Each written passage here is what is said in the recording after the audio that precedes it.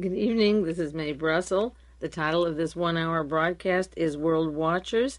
It's broadcast number 733, December 23rd, 1985.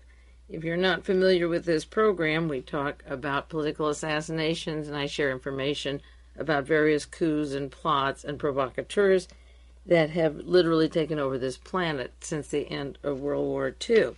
Before we get into the serious matter, I thought I would just share with you, for laughs or whatever, an advertisement that was in the Los Angeles Herald Monday, November 25th, 1985.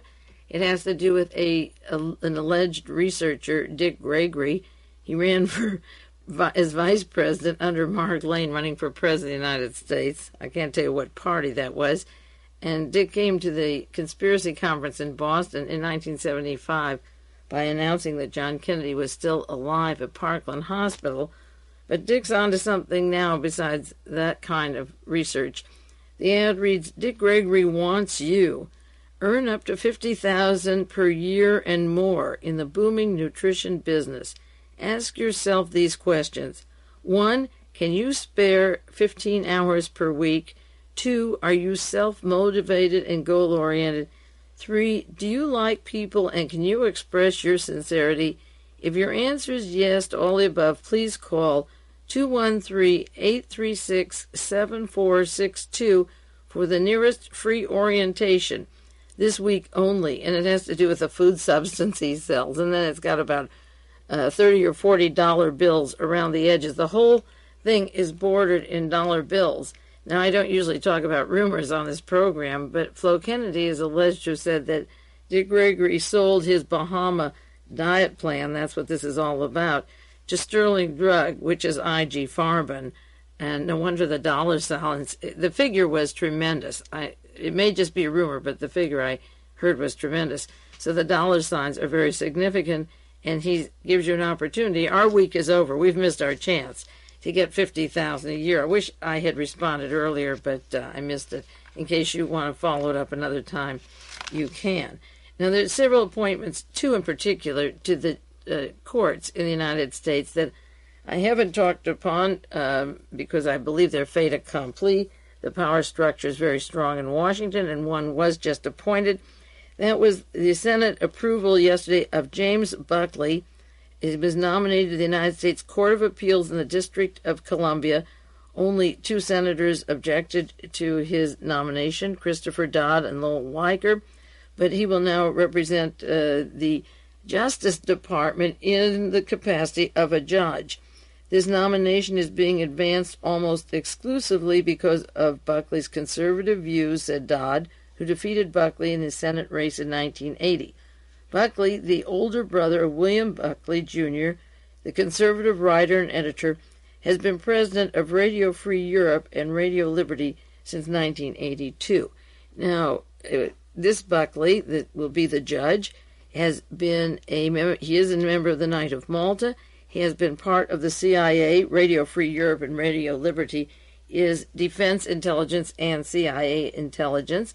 And I think it's a very dangerous thing that Ronald Reagan is stacking the courts with known conservatives, not just politically conservative, but he's the brother of William Buckley, who set up the Young Americans for Freedom in 1960 with Ronald Reagan and Charles Willoughby, otherwise known as Mr. Wiedenbach, from Hitler's Kriegsakademie, the war college of Adolf Hitler, and Robert Morris from Dallas, who entertained the Munich gang that came over in time for the Kennedy assassination in Dallas, Texas. Another judge who will pass through, of course, is Stanley Sporkin. His nomination has been held up for a long time, for months, but he's the CIA General Counsel, and he soon will be made a judge also. The controversy just holding him back now is $1,700 worth of entertainment he got from the owner of the Washington Redskins, Jack Kent Cooke. Mr. Cooke just bought a large radio TV station in Los Angeles, and it has to do with his going to the football game in Miami, at Super Bowl at Tampa, Florida, and accepting this fee, which is very small in consideration of what the CIA does and representing them through all of their dirty deals. Now, the important thing about this is that Alan Dulles, who was director of the CIA, was an attorney, and he said that he would have lied under oath to protect the intelligence community. And last week on broadcast 732, I talked about how the CIA was formed, how the covert operations were formed. That includes political assassinations, propaganda, which is really translated as lying for a particular purpose, sabotage, economic warfare, battles against resistance movements, which is the poverty level, overthrowing the dictators, and political actions. So he's represented the CIA, has always been close to the CIA, and these two men have been appointed by Ronald Reagan. One has already been approved, and the other will become a judge. And if Allen Dulles has said under oath that he would lie under oath, which he did, as the leader of the Warren Commission, steering away from all the conspiracies, why would we have any reason to believe that these judges would be better? And furthermore, Mr. Buckley serves in the military branch of the Vatican, so he has two loyalties, and as Hermann said, as a Knight of Malta, his loyalty is always to the church before the country. Hermann is or was the chairman of the Deutsche Bank, on the board of IG Farben, the same sterling drug that is interested or did buy the Bahama formula from Dick Gregory. Now, going into scandals, the rest of this program is on scandals and not judges about scandals. The first along that line is life prison term sought for financier. This was a story December 14th in the newspapers from Milan. The prosecution Tuesday asked for the life prison term of Michele Sindona, the high-powered financier, on trial on charges that he planned the murder of a bank examiner in 1979.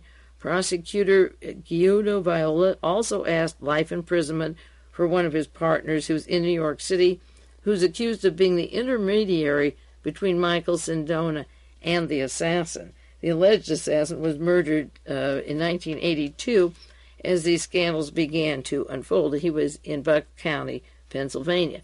So this is a man who worked closely with Richard Nixon, with the GOP, helped raise money for the Republican Party, close alliance to all of the scandals going on at the present time.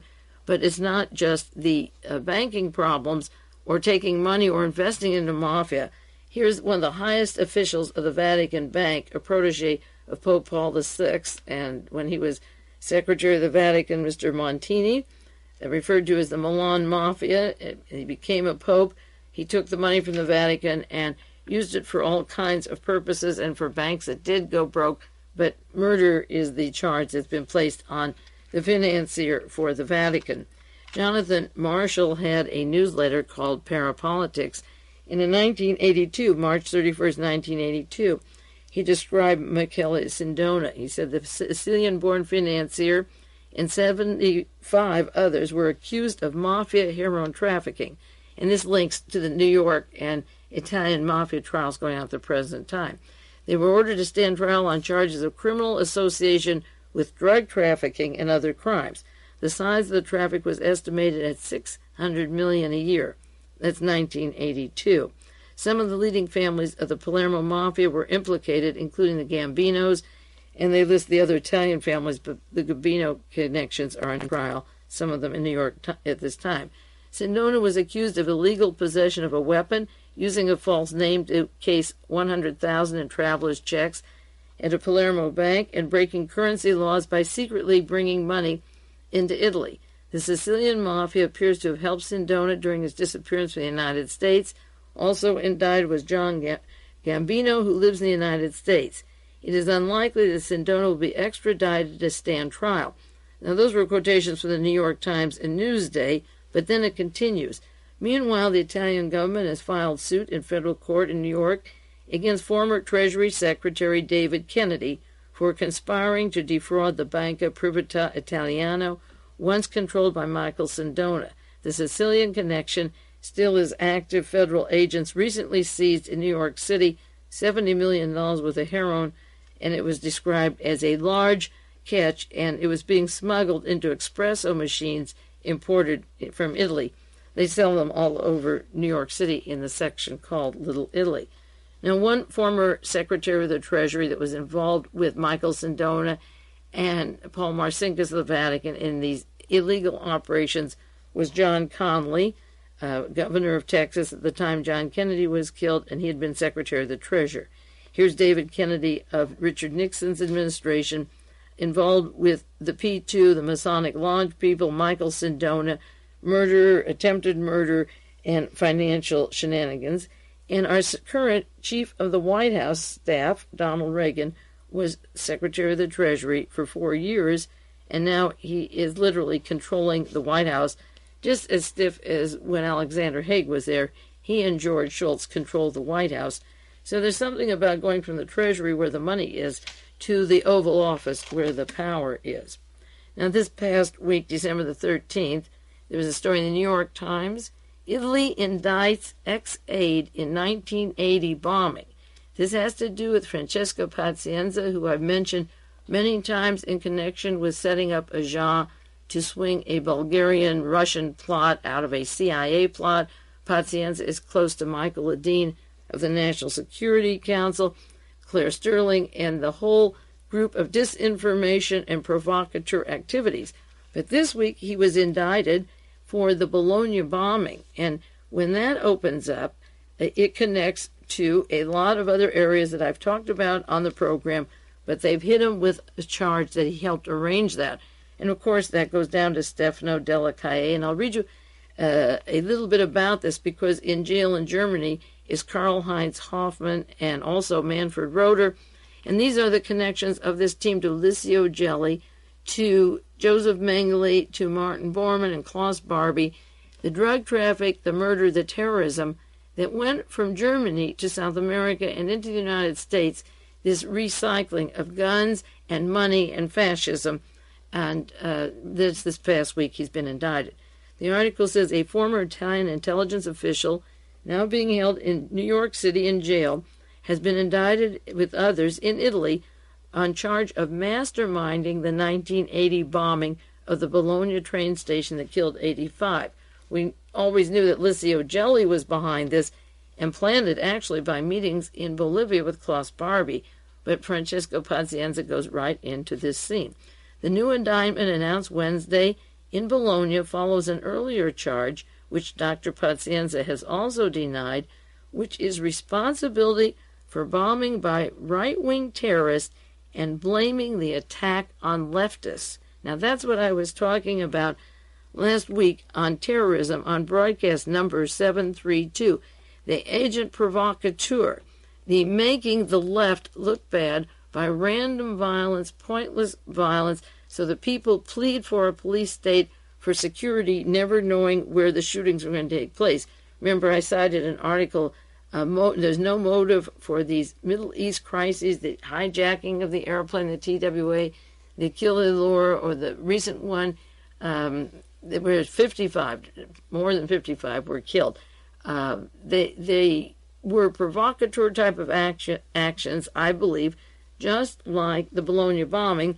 And in this article, and also in another article this week, the subject came up of doing an action for the purpose of uprising. It has to do with the Klan being involved in the Atlanta murder killings, and I'll do more on that later. And possibly that Williams, he claims Wayne Williams didn't do any. But the links of the Klan to the murder and the stated motive of the Klan when they talked about killing one of the boys was to have an uprising and a response from the blacks. So this is the same thing that has been charged and brought up by Pazienza, which is what Michael Ledeen and Claire Sterling and Paul Hansa want from people in the United States to get angry at the Russians because they worked with Bulgarians to kill the Pope. The article goes on, Dr. Pazienza, a 39-year-old non-practicing physician, headed a special section of the Italian Information and Military Secret Security Service in 1980. That was SISMA, that he was in charge of in 1981.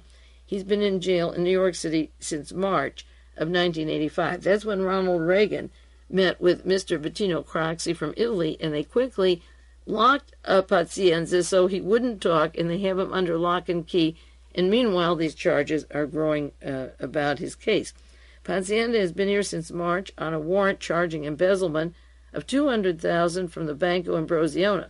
This article doesn't say it, but Pazienza set up the trip for Roberta Calvi to go to London, and then he was murdered in London. The new indictment was the latest twist in the convoluted case of the mysterious intelligence man whose name has repeatedly come up in some of the gravest post-war scandals and investigations. The day before this indictment, Ilear Martella came to New York City to talk to Dr. Pazienza and take testimony on the allegations by convicted gunman Mehmet Ali Agca and another witness that Dr. Pazienza sought to get Agca to implicate Bulgarian agents in the shooting. Remember the change in the case when the judge is yelling Pazienza, which means quiet, and Agca says, yeah, Pazienza was the man? Well, this is the follow-up. Another person, Mr. Giovanni Pandico, who I've talked about, asserted that this intelligence official, including Dr. Pazienza, visited Agca in prison and offered him favors if he would implicate the Bulgarians. Mr. Pazienza's lawyer, Edward A. Morrison, a former New York City deputy mayor, was present during the questioning. So he's very important. Judge Martella is scheduled to return to Italy. He's gone back there now, but he delayed his departure in order to talk to one of the United States Customs Service agents who arrested Dr. Pazienza in New York March the 4th. Pazienza said the judge was seeking to talk to writers for the Village Voice about an article scheduled to appear this past week, which it did, on Dr. Pazienza and the Italian rightists. Now, one of the people who helped write that article is Kevin Coogan, who also helped an article in The Voice on WACL, the World Anti-Communist League. Kevin has done tremendous research. He's one of the best researchers in the country. I didn't use his name until he went public. I've gotten a lot of information from him the past years. It's really a pleasure to know him, and now he is getting published, and he also has had Pazienza call in the people from the government, our government, to talk about a particular subject. Now, what they wanted to talk about, and this is very important, I'm going very slow and not running through this.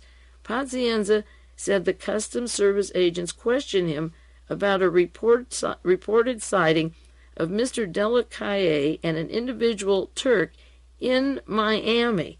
They were in Miami in April of 81, and the Pope was shot in May. And Stefano Dellacroce is the one who worked with Otto Skorzeny, Klaus Barbie, and various Nazi groups, including Karl-Heinz Hoffmann and Manfred Roeder, all the connections to Hans Ulrich Rudel, Joseph Mengele, Martin Bormann, the top Nazi network, which does in fact exist. Dellacroce was in this country just this past fall, and he should be arrested. Of course, he is the man who did the legwork for the Bologna bombing, and he's now down in Peru causing a lot of violence and killing of populations under the excuse of killing drug dealers or stopping the drug traffic. And he's part of a group that appears to be Maoist, but includes this radical Nazi among them. Dr. Pazienza has charged that the Customs Service were seeking to cover up the awareness of the fugitives' presence in the United States, which is absolutely true and absolutely horrendous. And he's saying, hey, you had Stefano Dellacroce here. Why are you after me? Another short story about the visit of the judge. This Judge Martello is the one who pulled the investigation of Agca to include Mr. Antonov and the Bulgarians and the hints of the KGB, and had this group indicted that are on trial in Italy at the present time, in Rome, that is just at an absolute standstill. And the New York Times had a short article that he came to this country. Mr. Martella traveled from Rome to question Pazienza about Agca's assertions. Pazienza would be extradited soon. He's been granted a stay here. The allegations against Pazienza in connection with the papal shooting have emerged from often contradictory statements by Agca, who shot the Pope, and by Giovanni Pandico. Judge Martella was assigned by the Rome court to investigate, find out the allegations that have been made in the testimony by a number of individuals, including Pazienza, during the papal shooting, to determine whether any charge should be brought against them, which means you take the accusations away from the communists and from the Bulgarians, and all of a sudden they will have to go to the Grey Wolves, to the Nazis, to the Turkish drug dealers, to the Turkish fascists, to the CIA, to Frank Turpel, to Michael Ledeen, to Alexander Haig, to our National Security Council, to Reader's Digest and Claire Sterling, and all those lies that were poured out with books and literature and radio talk shows because they can't get anywhere in the court the way it is going. As a matter of fact, there's a story about about so many liars on the stand, they don't know what to do with them. Now, there's a new parapolitics type of information booklet, newspaper, comes out of Paris, and I'll put the name on the sheets that accompanies the broadcast. You can send for them. It's a newsletter, the Association for the Right Information. It's called ADI, and it's a very important addition to my library. I don't know how long they've been going on, but I just started subscribing.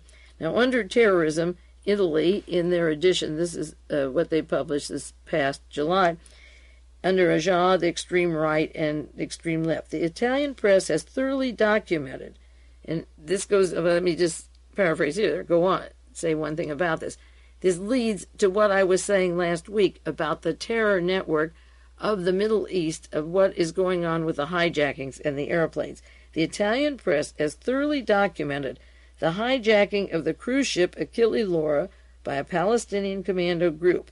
The only information of significance that the international press didn't pick up was that the person who telephoned for the White House to the Italian president of the council, Bettino Craxi, at midnight, October 24th, 1985, was none other than Michael Ledeen, American intelligence agent officially declared undesirable in Italy for his lies and disinformation. Ledeen's Italian colleague, FRANCESCA Pazienza, who was under arrest in New York, declared in L'Espresso, that was a newspaper that came out in Europe, that he thought he had obtained the eternal gratitude of the Reagan administration for having put together the Billy Gate affair involving Libya, the former president Jimmy Carter's brother Billy, and for helping get Ronald Reagan elected by smearing Jimmy Carter, and for the scandal involving the suicide assassination of Roberta Calvi. It wasn't a suicide, it was a murder, and silencing him because of the various scandals. This newsletter goes on, the recent accusations now also implicate the extreme right member of parliament, Massimo Abbatangelo, Abbatangelo, written up in the Espresso, who probably furnished explosives in several fascist bomb attacks. Both are also associated with a mysterious anonymous bank account in Switzerland and 600 million lire, which were deposited after the bombing in Bologna of the Naples-Milan express train. In the ARYAN affair, French author Alain has documented interesting information. The former Italian Secret Service group with the letters SDECE, now they've changed it to DGSE, director Alexander de Marenche and his personal assistant Maurice Leon Bucco were asked 6 questions concerning the affairs by Italian justice that were in the newspaper. They refused on the grounds of national security to answer any questions. In another article, Guérin described in detail the ties between Agca, the extreme right Grey Wolves, the Turkish National Action Party, and the Turkish MIT, the National Intelligence Service, and ties between writer Claire Sterling and MIT by way of Colonel Volapán. Guérin also reveals that 2 or 3 Grey Wolves, Nazi fascists, including Oral Selak, met with Italian terrorist Stefano Dellacroce in Miami in July of 1981. In April of 81. So this is 1 month before the Pope is shot, and here is Claire Sterling as the middle woman between the fascists. Her headquarters were in Rome, between the fascists in Turkey, the Central Intelligence Agency, between Alexander Haig, Francesco Pazienza, and of course Licio Gelli. Their boss attended Ronald Reagan's inauguration, and Michael Sindona, the team member, was very much part of the early administration. This article, citing newspaper articles from Europe, says probably the best source of documentation, Agca, and the Grey Wolves is a German book, and they have the name and author, and I don't know how to translate it. I'll have to see if they have it in English. It's centered on the Agca affair, but it's also the best single work in German on secret societies. The Knights of Malta, and here we go with Judge James Buckley, of course, and William Casey of the CIA. The P2, the Opus Dei, the founder of the Opus Dei was just arrested and taken to Spain last week, and organized crime. And the reason I'm going slowly on this is I'm going into the trials in New York City on organized crime because they connect to the Italian group and connect to the whole fabric of the Reagan administration with Paul Exalt and George Shultz and Raymond Donovan, and the mafia connections are endless. The international extreme right is described in this book, and also West German parapolitics. The book's most original information is on the Grey Wolves and their ties to the Turkish drug mafia and the Turkish state, and it's contained in 4 chapters. And Panorama, published in Europe, has published part of the transcripts of secret meetings in 1981 and 1982 between the Italian anti-terrorist chief, General Carlo Alberto Dellacroce, and important Red Brigade member Michele Galati. So what looks like terrorism from the crazy left or crazy terrorists around the world is orchestrated through the highest agencies of the United States, and it's tangled into the Vatican, international banks, and a lot more will follow about that. Now, regarding the Agca trial, that's Pazienza, there's a story in the New York Times, December the 7th. Ex-Italy spy denies the charge to the agency. Ex-Italy spy chief denies agency linked to Agca. This is the former head of the Italian intelligence, and he says that 2 of his men from Italian intelligence did visit Mr. Agca in jail, but he denied that they tried to twist his testimony to make it sound like the Bulgarians and the Russians were behind it. He said that they just came to visit him, but other than that, they didn't have anything else to do but say howdy do, I suppose. Now, another story from the Houston Post, this December the 8th. Liars stymie the investigation of the Turkish links to the papal plot. And it comes out of Turkey where the prosecutors went there, and they are saying now on the stand, all of our witnesses are liars. The prosecutor took the case over from Mr. Martello, and he's trying to come to some conclusions about what went on with Agca and his links to the fascists, the Grey Wolves, and the Nazis. He said, we have to wade through hours of lies and half-lies to arrive at the moment when even the most dedicated liar reveals the truth. Now that is the tangled web of the murder of John Kennedy and Robert Kennedy and Martin Luther King, because those 3 interlocking connections are so visible to any researcher who wants to spend the time doing it. And this article describes the contradictions where Agca would say, I don't know a certain person, and then he goes on and says that he gave Agca a fake Indian passport when he escaped from Turkey after he murdered a publisher, a leftist publisher. And then the article continues that the conclusions of this group that went to Turkey is that Agca is close to and has close links with a radical right-wing Turkish group known as the Grey Wolves, and that now they have to pursue this a little further. It's 1985. The shooting took place in 1981, but unlike the killing of John Kennedy and Robert Kennedy and Martin Luther King that are put on our shelf like videotapes that you can turn on and turn off, it is an ongoing investigation, and if we allowed that in this country, we would find out how Ronald Reagan came to power and Richard Nixon, and who was behind the murder of thousands of people in this country that's made that possible. Now, just a quick few-second comment. Oil man Marvin Davis has bought the 100% of Pebble Beach, which is the property around here, and I'll do more on that for local people at another time. He owned 50% when 20th Century Fox bought Pebble Beach, but now he owns 100%, and of course Gerald Ford is out here playing golf a lot. He's very close, Marvin Davis, to Gerald Ford and Henry Kissinger. He put them both on the board of 20th Century Fox, so you have a little view of what's happening in my neighborhood, not too far away from where I live. We'll take a 1-minute break and go on to some very important stories in the news. I went slowly on the path because the implications of these articles are tremendous, and what these people have tried to do and how they're getting caught is even more interesting.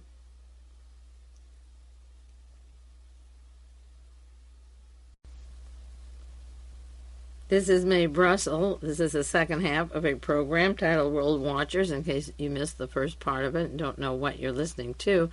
And it's broadcast 7:33. I number it for people who I hope tape off the air and listen and follow it by learning some of the names and the concepts here, which are new to a lot of people, to think of these interconnection of particular agents and the fact that they cause violence purposely at random in order to bring on fascism in a lot of different countries. This past week, Ronald Reagan announced that he wanted to give lie detector tests because there were so many spy stories breaking. And the interesting thing is that George Shultz has to be exempted from the lie detector test. The president announced he didn't have to take it, and Shultz said he would resign. George Shultz comes from Bechtel Corporation, which is one huge spy agency. He worked on the Nixon staff as Secretary of Labor and part of the Watergate scandals and should have been kicked out then, once and forever. He's close to and works with Mr. Garnero down in Brazil and Kissinger Associates and Vernon Walters, the Knight of Malta, and William Casey. I'm sure that he would be very nervous if he had to take a test on any kind of activities because he's been espionage and secretive work probably the greater part of his life. So he is exempt, and I'm sure the top people that you need it the most for won't be taking it at all. Now, many of you have been reading about the farm crisis, and I'm not going into it in detail. I don't want to divert too far, but it isn't far off from Licio Gelli and Martin Bormann and Joseph Mengele and the network of people who are tangled into the P2 scandal that I've just been describing. The Washington Times had a long article, "As Farm Crisis Deepens, Suicide Epidemic Grows." And they did a two-part story, which was not just an article, but the full page plus the front page. So these are long, in-depth studies. One is titled "Neo-Nazi Groups Recruiting Farmers in Economic Despair." Now, the neo-Nazi groups go back to the military in the Philippines, the Kriegsakademie in Germany, the Defense Department, and defense contracts to people like William Pierce, and links to firms, the Air Force, to Boeing Aircraft, to United Technology, Lockheed Aircraft. They're not just kooky Nazis. These groups are waiting, or maybe the farms are being caused to collapse so that these groups can come in and have an excuse as saviors to help their problem. One of the large leads above this article in the Washington Times is titled "Aryan Warriors Believe U.S. Race War is Imminent."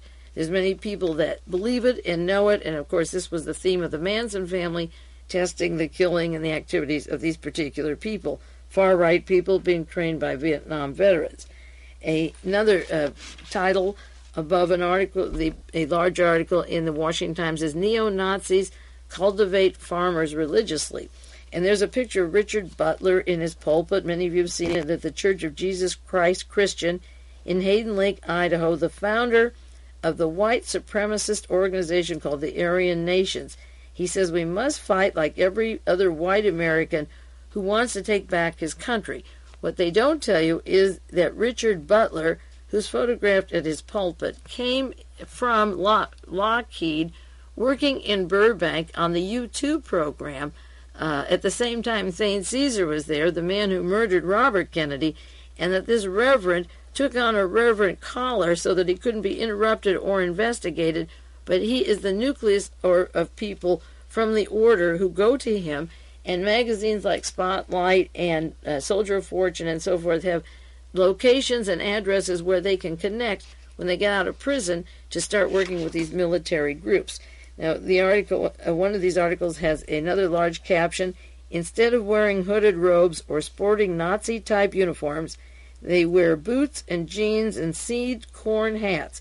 They drive pickup trucks. They talk about God, about their country, about patriotism. They drink coffee at dawn with farmers at local cafes. They discuss soybean, feed corn, and cattle."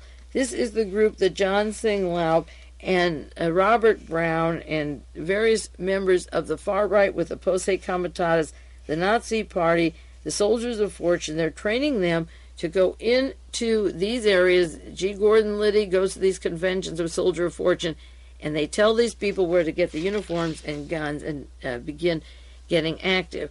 Another article was sent to me from the Kansas City Star. Despair born of hard times makes farmers vulnerable to right wing. Now, I'm not citing 3-inch articles. These are long investigative reports that cover a half a page or a full page, and I'm not giving you the details right now. Another article out of Tempe, Arizona. FBI probes neo-Nazi tie in threat to anti-war professor and 3 students. The FBI is investigating allegations that there's threats in Arizona State University to a professor, Mark Reeder, and 3 of his students with a telephone call identifying themselves as the Order. The Order is an extremist group responsible for the slaying of Denver radio personality Alan Berg, June the 18th, 1984. Now keep in mind, if you don't remember it, that the common denominator out of the Order is Manfred Roeder, who goes up to Richard Butler's place in the summer when he's not in jail. He's in jail in Germany at the present time, and his wife attends their annual meetings, and Manfred Roeder, an attorney in Germany, is the connection to the international Nazis, the Klan and Nazis, and the Defense Department, and also they tie into John Connally, our former Secretary of the Treasury, Secretary of the Navy, Governor of Texas, with links to these people out of Houston, Texas, and elsewhere.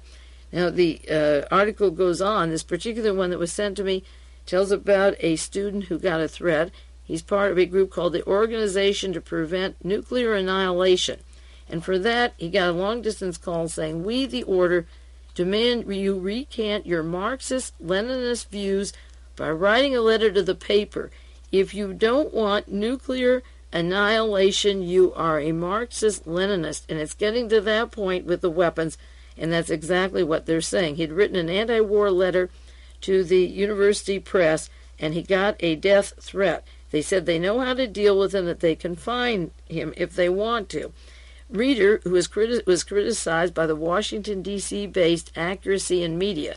This is the professor who was written up by Accuracy in Media, the right-wing group that Ronald Reagan has unleashed to attend the campuses, and then they can report back to the Order who to kill.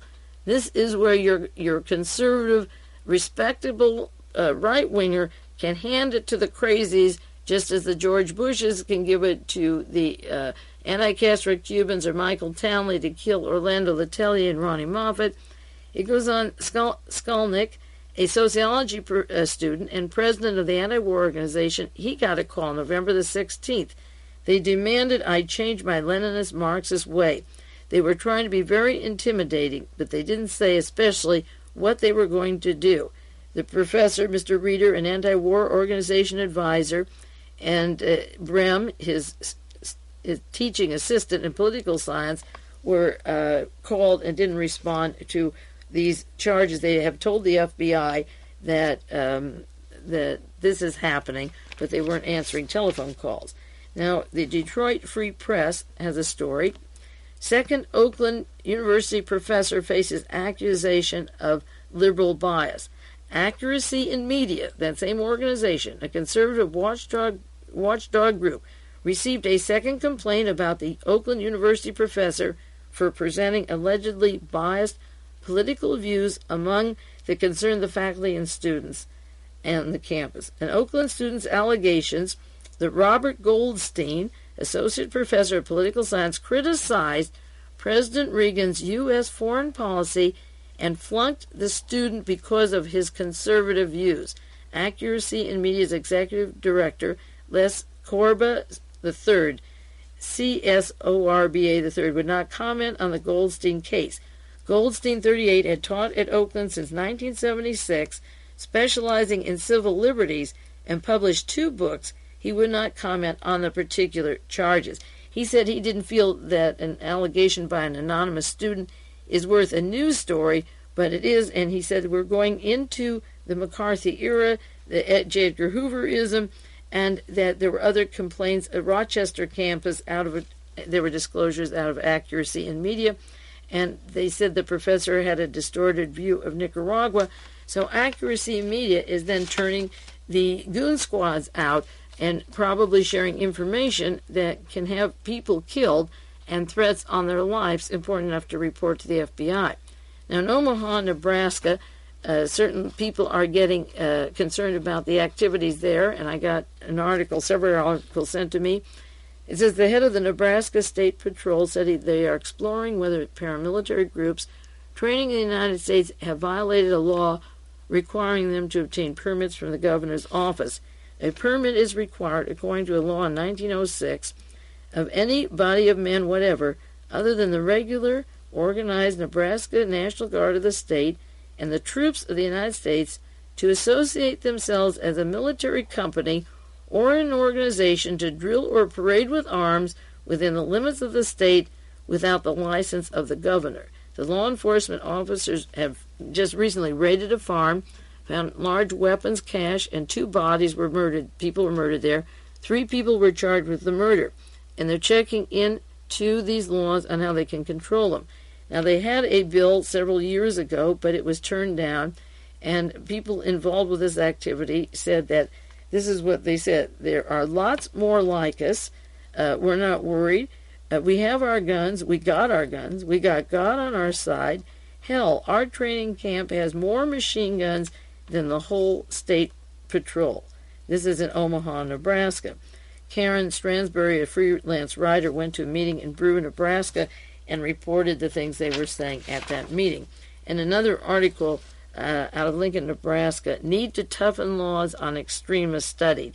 And this is very important. If you could do one thing in 1986, you would find the links of the paramilitary right to the Nazis in Germany, to Adolf Hitler's Nazis, and then the neo-Nazis, and up in Idaho and South America, down to Sao Paulo and Argentina, Uruguay, Paraguay, and Germany, Bonn, and so forth. They all connect in certain cities in the United States particularly, and make that connection and try to stop these paramilitary groups. In Lincoln, Nebraska, State Senator Peter Hoagland said he believes the legislature will approve more stringent state laws dealing with extremist paramilitary groups. Now, as I say, they tried it before and it didn't work, and they referred to a shootout in Cairo, Nebraska, and an officer was killed. There was a shootout, and there are deaths. You've been reading about them, members of the Posse Comitatus, and so forth. Now, also out of Idaho, this was sent to me, white supremacists want preaching rights. And this gets, again, to Richard Butler, who becomes a minister, a scientist working for Lockheed, for an agency that funds coups, overthrows, mafia money, Japanese mafia, Reverend Moon, Prince Bernhard. Scandals of the Lockheed dimensions are so tremendous. And Richard Butler came from there. Now, this is from Boise, Idaho. The head of the Aryan Nations Church denied its white supremacist anti-Semitic doctrines encouraged racial hatred in a testimony before the judge. And the Reverend wants to preach in prisons. These are known killers, and Adolf Hitler took people, known killers, out of prisons to run concentration camps. The Reverend Richard Butler, founder and head of the church, testified Monday on behalf of 2 inmates who claim in a suit that they were restricted on their right to preach and distribute church literature, and that's unconstitutional. Butler resumed his testimony and said his church is recognized by the state. It was incorporated in 1975. We don't advocate racial hatred. We advocate racial responsibility. We have a very powerful anti-Christian movement in this country, such as the Anti-Defamation League. The Antichrist is trying to overthrow the Christians. The church at Hayden Lake in northern Idaho is linked to the white supremacist groups, including the Ku Klux Klan, the Order, which has been charged with racketeering. Butler denies involvement in there, but part of CIA covert denial that I gave you on the air just last week, program 732. You separate yourself from the group, even though they pray with them, go to Butler's place, get their training for killing, get their forged counterfeit money in a print shop by Mr. Butler that's on the premises of Reverend Butler, and they also give him a hunk of the money after it's stolen from banks. such as the Ukiah Bank, over $3 million. Now, the U.S. District Judge Marion Callister is presiding over the trial, which is held for security reasons at a state prison south of Boise. Melvin McCabe, who's serving 10 years for burglary, and Mark Madston, serving 5 years for involuntary manslaughter, filed the suit. The officials said they imposed the restrictions to minimize violence and the problem with the Aryan nations, which, of course, set up a lot of problems in the United States, in California and in Arizona, and, probably 50 states around the country. The Aryan nations have a lot of prison violence, but particularly in Texas. Raymond Percunier from California went to Texas, and after he became the head of the prisons there were more murders and killings. He just resigned, and he also was at New Mexico prior to the mass killings of informers down there. So they're taking this case. It said, we're concerned about the civil rights of everyone here, the Idaho Corrections Director said. I'm concerned that there are Hispanics and blacks and Jewish inmates, and they would be very threatened by this. McCabe testified that Jews and Christians should be separated so that a race war doesn't break out. The Bible says what should and will happen to them. The things God has not planted himself will be uprooted and thrown to hell, and the Jews were not planted by him. Now, this is Richard Butler wanting to take his religion to the men in prison who will soon be out, who are there for all kinds of manslaughter, burglary, and murder, and teach his religion. And then they, as they say, get the classified out of Liberty Lobby, and they find out where to meet each other when they get out of prison, and they immediately connect. Charles Ng, who's responsible for these mass murders in California, was in a prison stealing weapons for the future Fuhrer, I suppose, in Hawaii. And when he gets out of prison, he can connect to Leonard Lake in California via these magazines. And from there, they build a bunker in California to begin mass killings. And that, now speaking of murder, and then I'm building up to, and probably won't have time, of course, this week I always run out of time, but I'll continue. We have other weeks to follow. There was a story in the New York Times this past week, inquiry by state on Gross finds medical lapses. That's the title of it. It has to do with Dr. Elliot Gross of New York City, the largest city in the United States, who has been charged with, he's been accused of improperly failing to determine the manner of death of 4 people in police custody that were homicide. He deviated from the standard professional practice in 5 other cases, according to the charges. These charges were just made public. The state said Dr. Gross had, in certain instances, displayed a lack of knowledge of firearms and firearm residues. He performed a superficial and inadequate pathological examination for fractures during one autopsy, and inappropriately suggested that an assistant endorse his findings in another. He was charged with having practiced medicine fraudulently by giving testimony as an expert witness for the defense during a New Jersey court hearing that was incorrect, not in accord with basic scientific and medical knowledge, not a plausible hypothesis for the cause of death. The defendant was acquitted of beating a 2-year-old. Now, this is New York City, as I say, the largest city in the United States, and the problems going on there with the undertaker, not the one who buries them, but with the officers that do the autopsy to determine whether there was a homicide, a murder, or natural cause. It has been going on for a long time. And preceding Dr. Gross as his boss, just before he took over, was Dr. Biden. And Dr. Biden was removed from office because of various charges similar to those that I just read that his successor took along with him. Dr. Biden is from the CIA. He was the doctor representing the autopsy reports for the House Select Committee on Assassinations with G. Robert Blakey.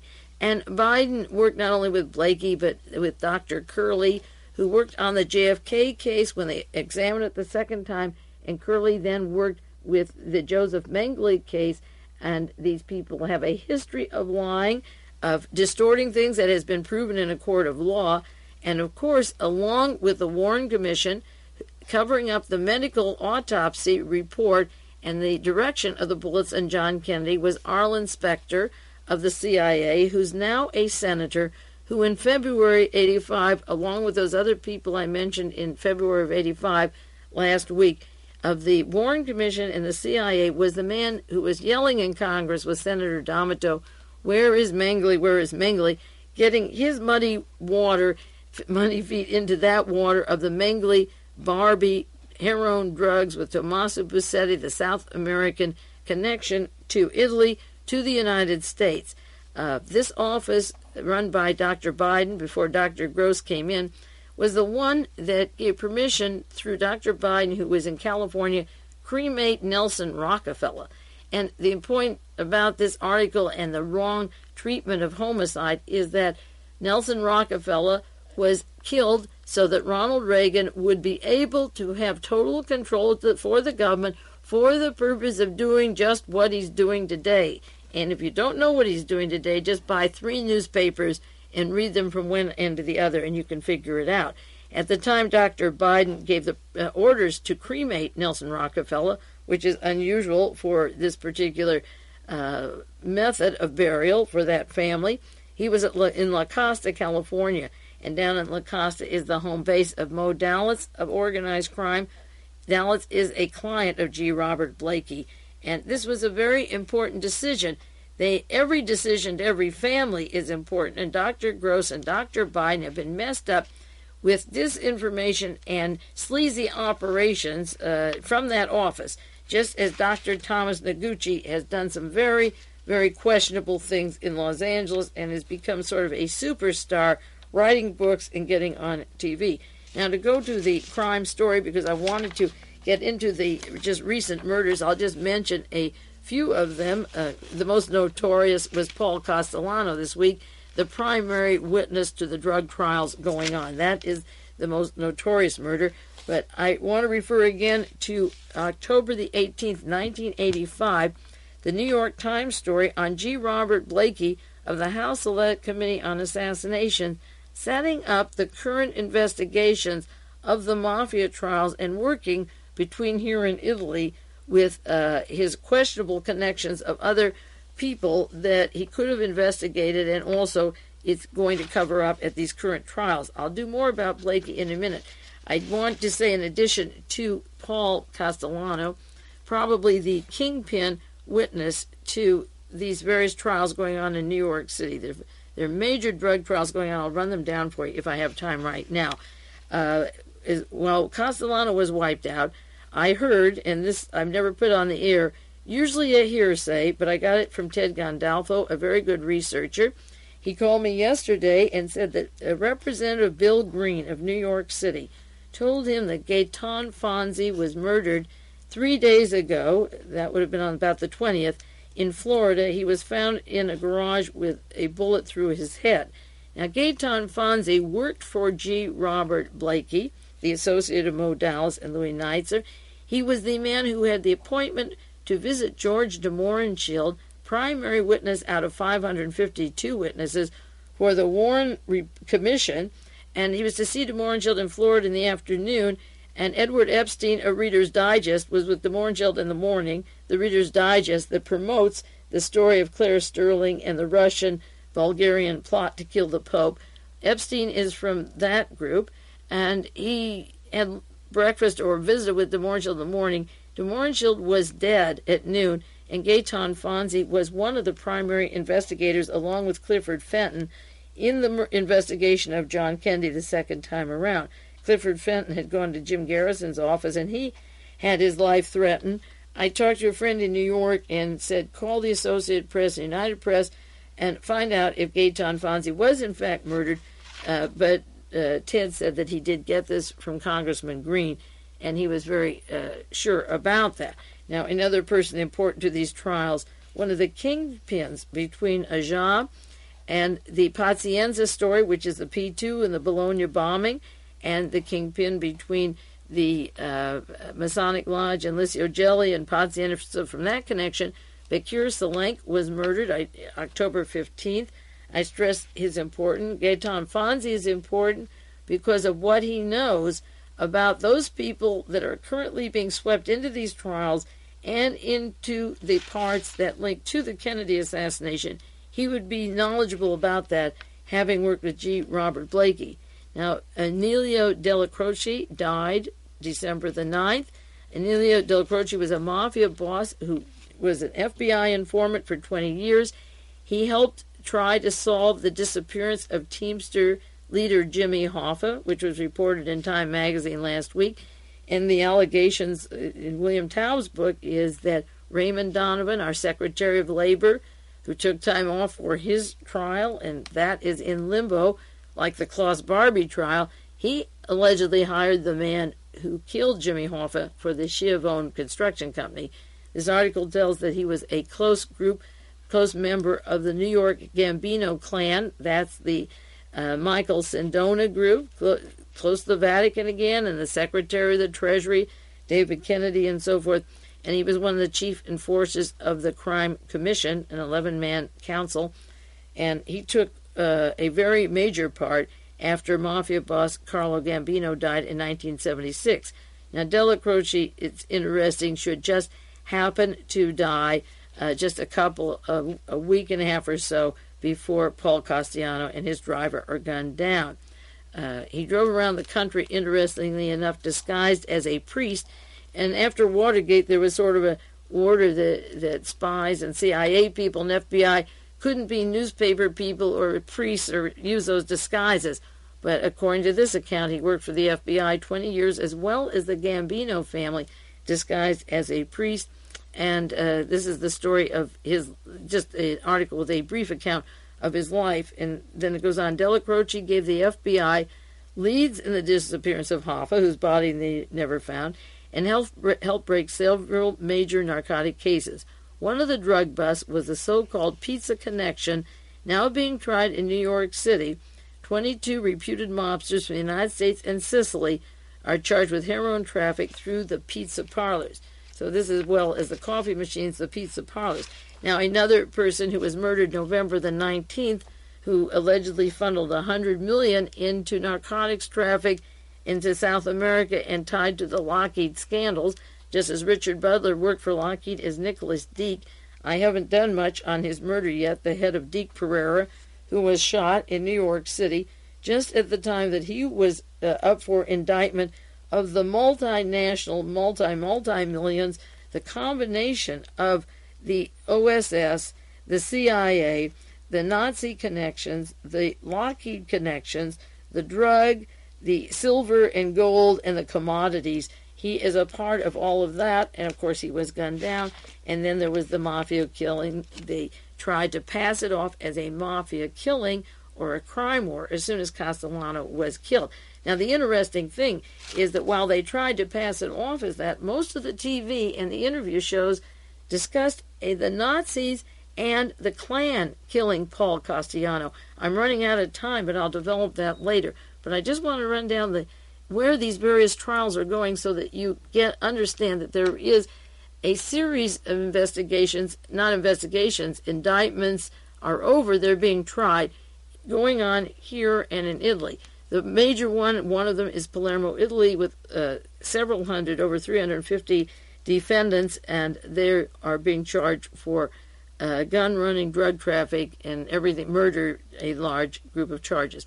Now, in New York City, in room 318, is where Paul Castellano, the head of the Gambino faction, was being tried, the late Paul Castellano. In room 1506 in New York City, the Genovese crime group is being charged for racketeering and restaurant industry fraudulent activities. The Castellano group, Gambino faction, is 10 defendants, and his killers, as I say, have been described as right-wing and Nazi killers, so I have to develop that with you later. In room 506 in New York City is the case of Tommaso Buscetta and the prosecution of 22 people involved with drug money, heroin, and the deposits into the banks of Merrill Lynch and George Bush's brother-in-law, the E.F. Hutton group. And this is a very important group, and Mr. Buscetta is testifying there. And this has to do with the Bonnano family, but they all interconnect and link in a very short time. I'll explain those connections. And in room 35, Carmine Persico and 10 other men in Brooklyn are being investigated, headed by the Colombo family, on racketeering charges. Now, a lot of these people who are testifying in one courtroom jump over and give evidence about another person in the other courtroom or the other trial. In the District of New York, in Brooklyn, in Queens, where these 28 people are charged with labor racketeering, moving storage and air freight and so forth from, with goodness knows what's in it, probably drugs, and the charges vary, including murder, attempted murder, extortion, narcotics traffic, numerous home robberies, postal theft, mail wire fraud, interstate transportation of stolen property. One of the primary witnesses in room 35, Dominique Montiglio, the defendant there, was testifying against Paul Castellano, who was murdered last week. He was wiped out. So the cases overlap, and they're giving out information on each other. I'll continue on this complicated thread of the mafia trials and the murders and how they link to the United States intelligence and officials right up to the White House. But in the meantime, this is Mae Brussell. Our time is out, and I'll be back with you next week.